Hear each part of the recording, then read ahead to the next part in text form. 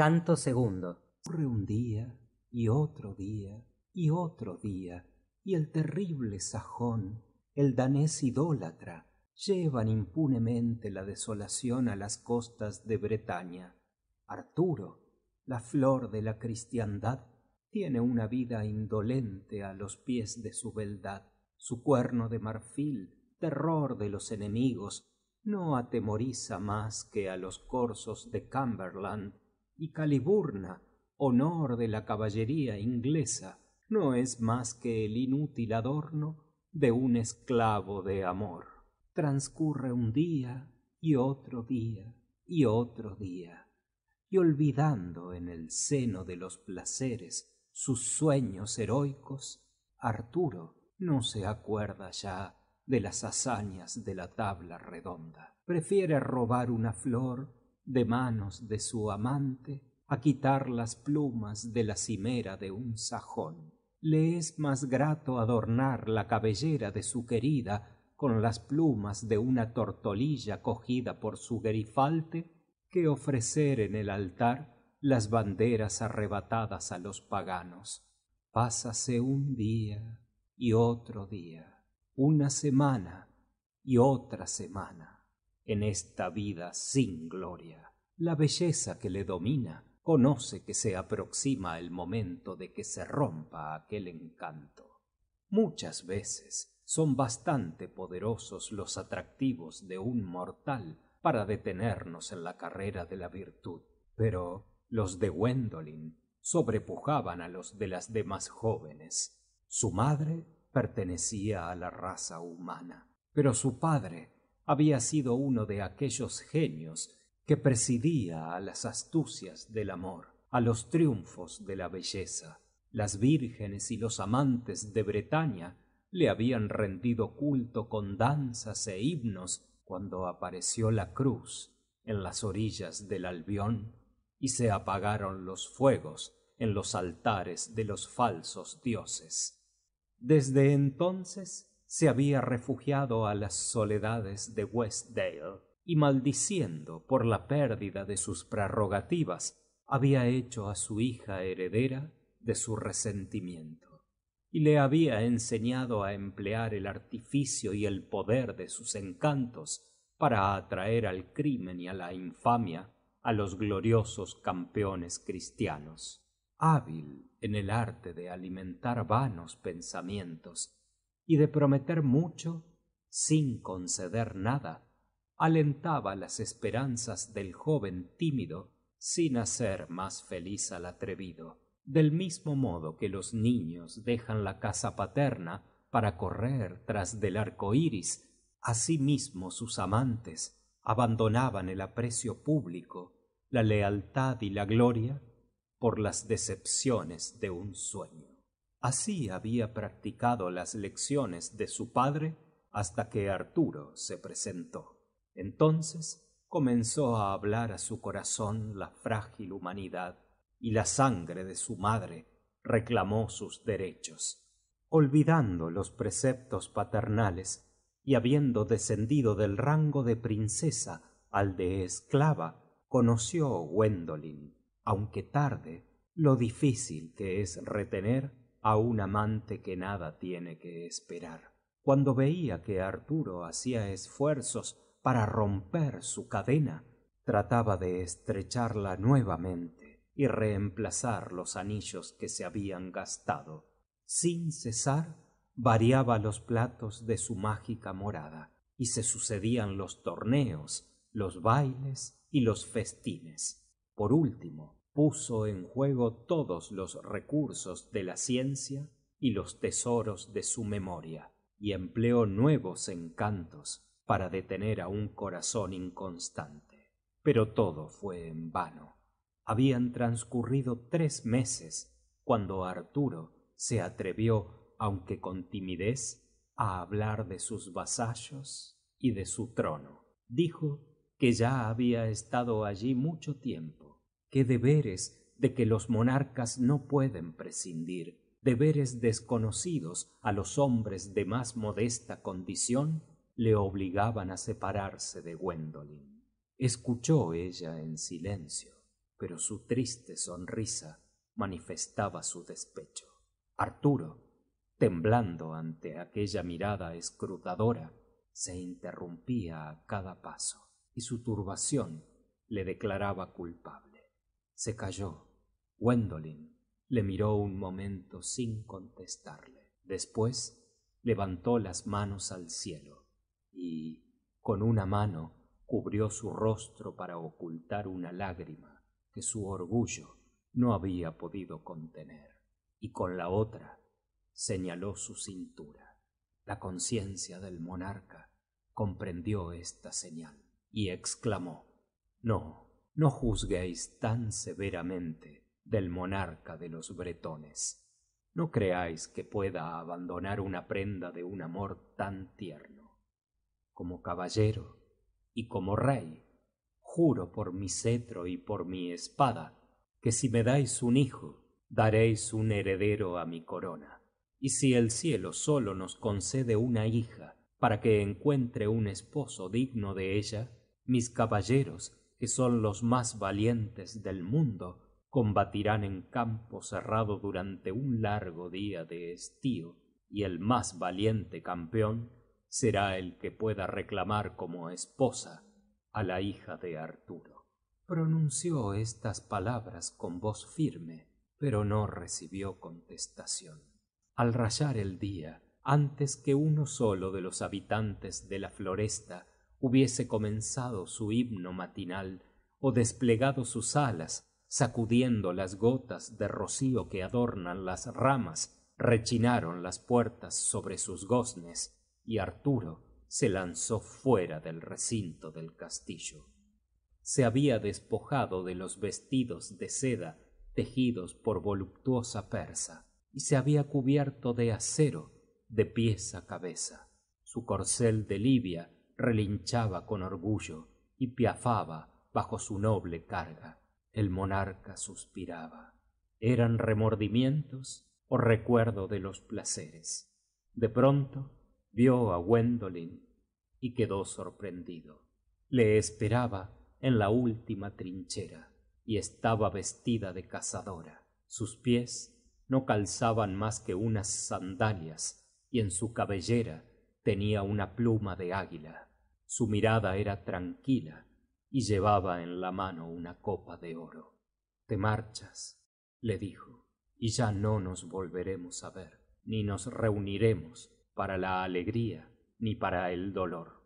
Quisiera retardar este instante, aunque mis deseos no significan ya nada. Te diré, sin embargo, si quieres quedarte. No, tu mirada impaciente mide ya el espacio.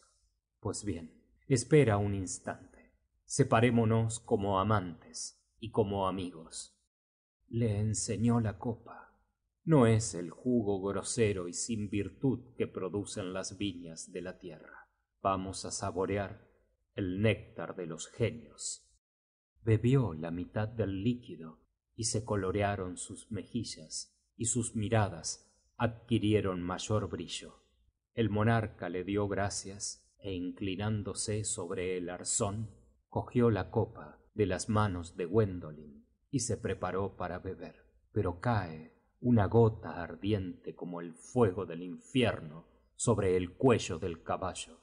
El noble animal da un grito de dolor y un salto espantoso.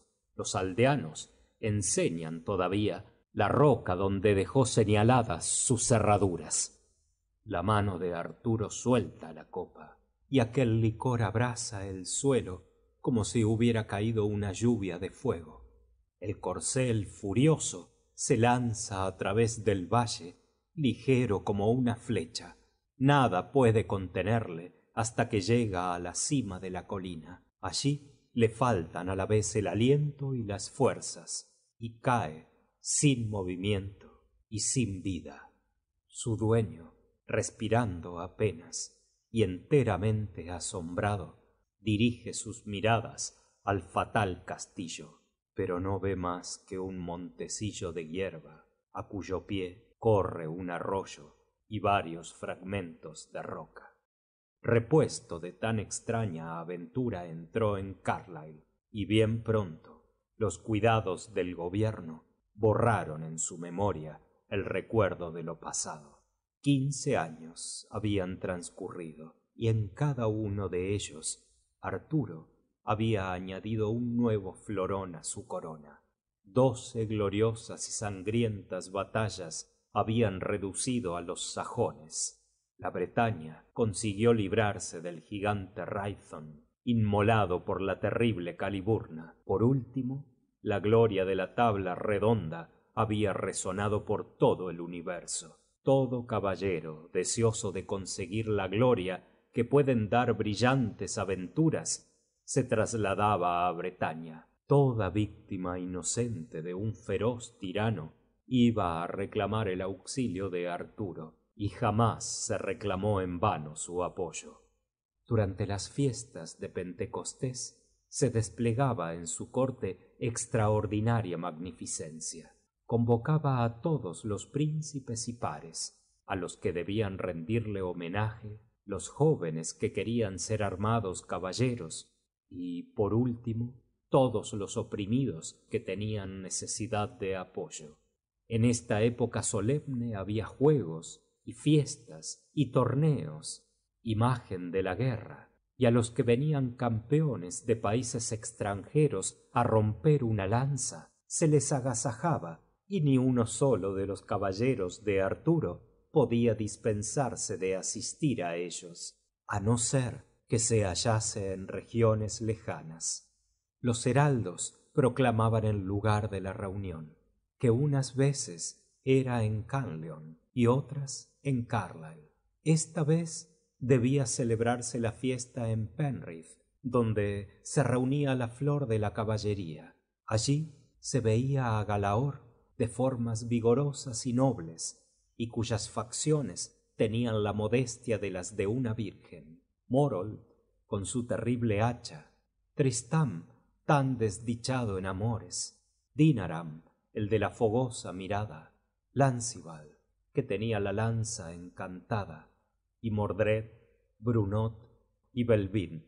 En el momento en que el vino circulaba, alegrando los ánimos, cuando los menestreles entonaban los cantos más alegres, el vibrante sonido de una trompeta hirió los oídos de la concurrencia, y los mariscales del torneo permitieron la entrada. Se presentó en la liza una joven montada en un blanco palafrén y seguida de una comitiva de damas ricamente ataviadas, y vino a arrodillarse delante del rey. Arturo no pudo ver sin conmoverse su gracioso orgullo dominado por el respeto, su traje de cazadora, su arco y su aljaba dorada, sus pies medio desnudos, calzando unas sandalias, y la pluma de águila que adornaba su cabellera. Con gracioso ademán se quitó el velo, y levantándose apresuradamente el monarca, estuvo a punto de exclamar «Gwendolen». No, eran sus facciones menos regulares, y se notaba en ellas la procedencia de la raza mortal más bien que la belleza de las hadas. Pero en las líneas majestuosas de su frente se reconocían las facciones de la raza real, de la noble raza de Pendragon. Con una voz trémula pero suave pronunció estas palabras: «Gran príncipe, a tus pies se halla una huérfana, que en nombre de la madre que ha perdido viene a reclamar la protección paternal. Pide el cumplimiento del voto pronunciado en el valle solitario de San Juan». Al momento levanta el rey a la suplicante, y después de imprimir un beso en su frente, le dice que su voto será cumplido antes que el sol se oculte en el ocaso. «Arriba, arriba, caballeros de la noble bandera, tomad vuestras lanzas, vuestras espadas y vuestros escudos. El que obtenga la gloria de la jornada recibirá la mano de mi Ginez. La hija de Arturo llevará una noble dote. Daré a su esposo la hermosa ciudad de Strathclyde, y la vasta vega, y el castillo, y la ciudad de Carlisle. Era de ver cómo los caballeros gritaban a sus escuderos: «Tráeme mi brillante armadura, el vigoroso corcel, que no se presenta todos los días, ocasión de que el valor de un caballero reciba por premio la mano de una princesa». Suenan los escudos, centellean las lanzas, y aquellos guerreros arrojan el pacífico traje que vestían para cubrirse de acero. Al primer toque del clarín se hallan reunidos 50 caballeros de la tabla redonda. Todos se han levantado para disputar tan buen premio. No han podido detenerlos los juramentos proferidos.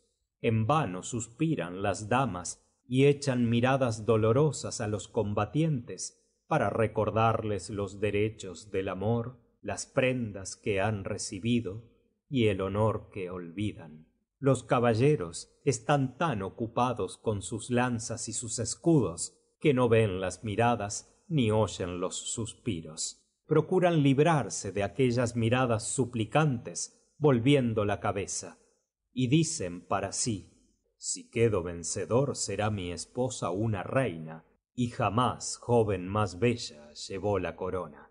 Animados por estos pensamientos, se apresuran a montar en sus corceles y bajan sus viseras.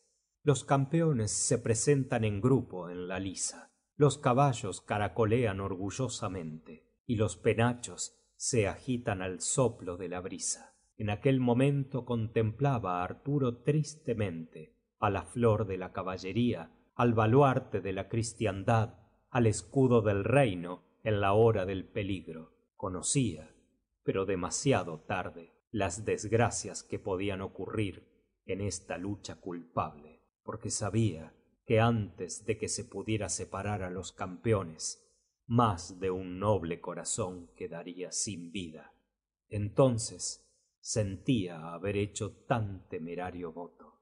Llamó a Gwyneth, le entregó su cetro y le dio este consejo, dictado por el amor que tenía a sus caballeros: «Ya ves, hija mía, que fiel a mi promesa he hecho dar la señal del torneo.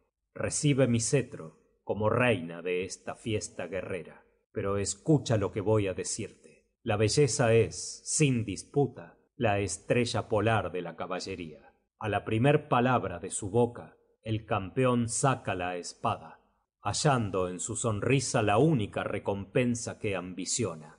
Pero es preciso que la belleza, compañera de la sensibilidad, no exija de sus caballeros inútiles y arriesgadas empresas. Sus ojos deben ser como esos astros luminosos que calman el océano agitado, y su voz, con las palabras de paz, debe hacer cesar la tempestad de los combates. Te hablo así, hija mía, temiendo que mis caballeros conviertan el torneo en verdadero combate. Déjalos lanzarse alegres al belicoso sonido de la trompeta, y que se devuelvan valerosamente golpe por golpe. Pero cuando llegue a arreciar el combate, cuando estén a punto de darse golpes mortales, tu padre te lo suplica y tu rey te lo manda, que caiga el cetro de tu mano. Confía a tu padre el cuidado de tu destino. No dudes que te escogerá un esposo digno, y no permitas que se diga que el orgullo de Gwyneth ha hecho caer un solo florón de la corona de Arturo». El rubor del despecho y del orgullo ofendido coloreó la alabastrina frente de Gwyneth, y su mano rechazó el cetro paternal. «Señor», replicó, «reservad vuestros mezquinos presentes, vuestros presentes vergonzosamente comprados. Reservadlos para una persona más inferior. El más oscuro caballero de la Bretaña aprecia más a su heredera que el rey, y la hija del águila, ennegrecida por el sol, no tiene más abrigo que las ruinas de una torre y una árida colina. El rey Arturo ha jurado por su corona y su espada, como caballero y como rey, que sus campeones, los más valientes del mundo, combatirían en campo cerrado un día entero del estío.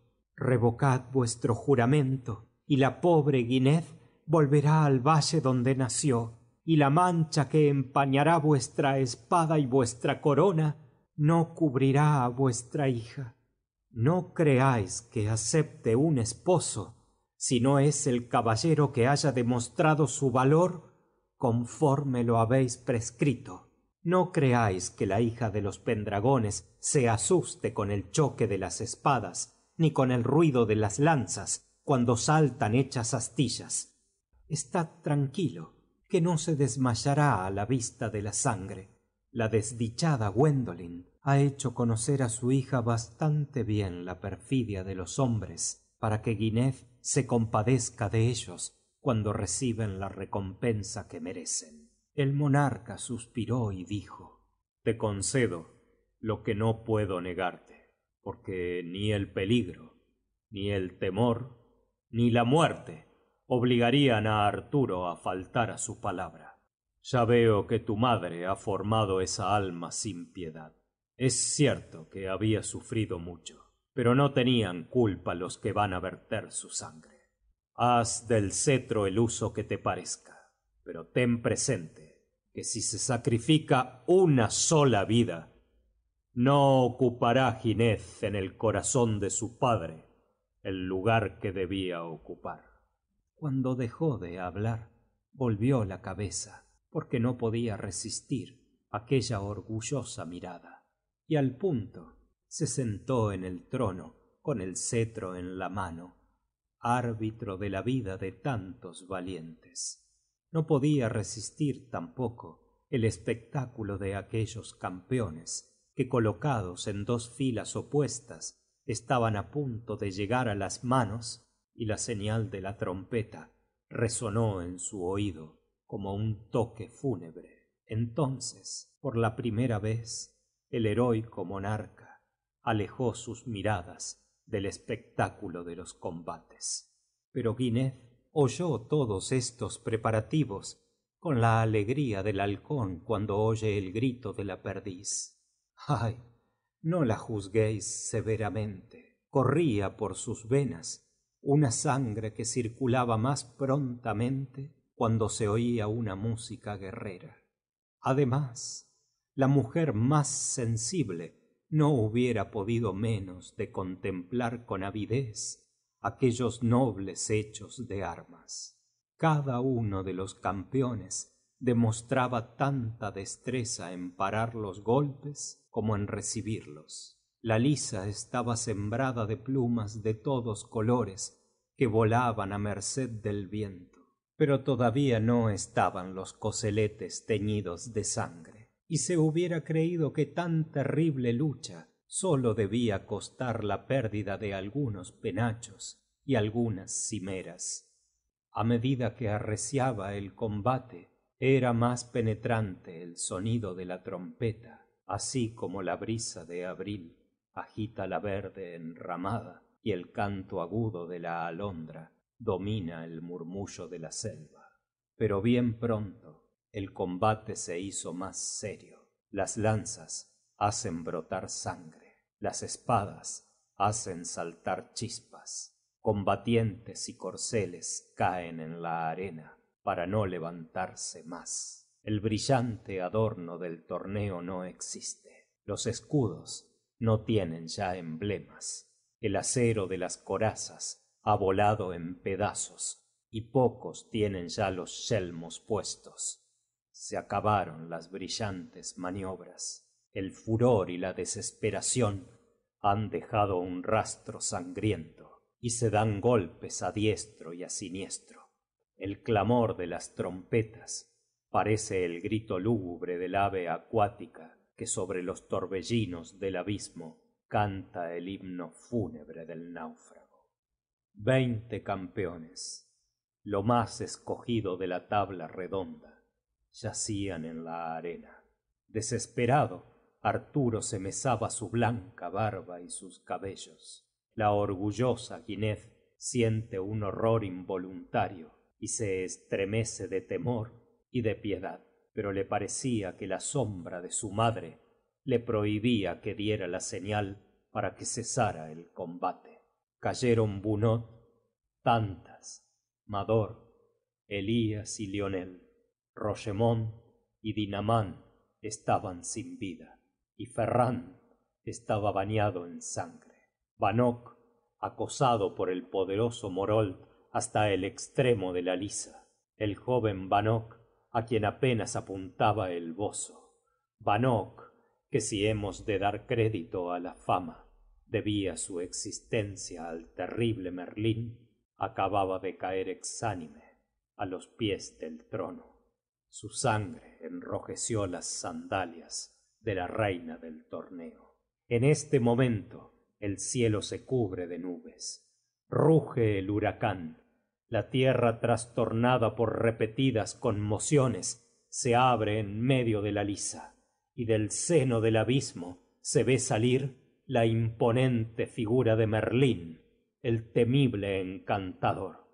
Echa una ojeada sobre la ensangrentada arena, y levantando la mano con aire severo: «Insensatos», dijo, «cesad en una lucha criminal, y tú, cuya belleza causó tantos desastres, escucha los decretos del destino.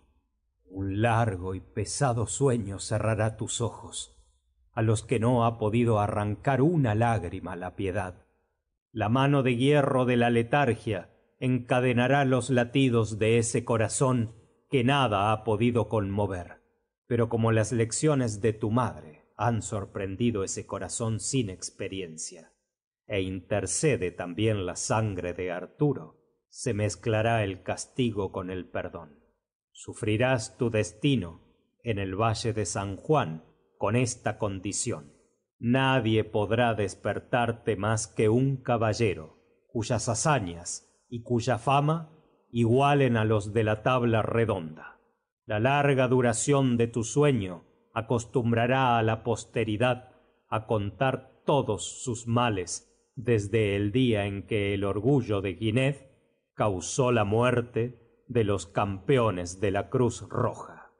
En tanto que habla Merlín, comienza el sueño a hacer pesados los párpados de Gwynedd. El terror y el despecho se esforzaban en vano en reanimarlos.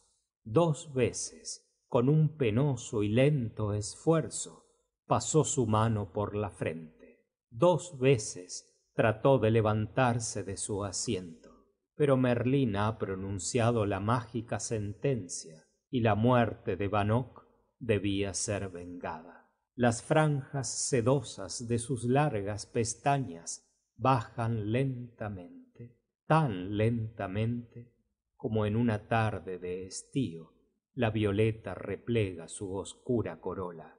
El cetro se escapa de su débil mano y su cabeza se inclina sobre el hombro. El cintillo de perlas que abraza su cabellera se rompe y deja flotar sus trenzas sobre la espalda y sobre su alabastrino seno. Estaba tan bella entonces, encadenada por el arte mágico en su silla de marfil, que el padre, olvidando su cólera, suplicó a Merlín que dulcificase su sentencia, en tanto que todos los caballeros hubieran comenzado nuevamente su funesto combate. Pero bien pronto una nube encantada la cubrió y Gwynedd desapareció a su vista. La hija de Gwendolyn sufre desde entonces su destino en el valle de San Juan, y muchas veces su imagen se ha presentado en sueños a un paladín, y pintándole su situación tristísima, le suplica que rompa su cadena. En los primeros tiempos que siguieron a esta extraña aventura, corrieron 1000 campeones en su auxilio, unos del levante, otros del occidente, del mediodía y del norte, de las orillas del Támesis y del Yord. La mayor parte han recorrido en vano el valle. No han visto ni torres ni castillos, porque el edificio no está siempre visible, ni en todos tiempos, ni a todas las miradas. Es preciso que el mortal que pretenda conseguir el privilegio de ver el castillejo sufra ayunos y fatigas. Es preciso que vele muchas noches.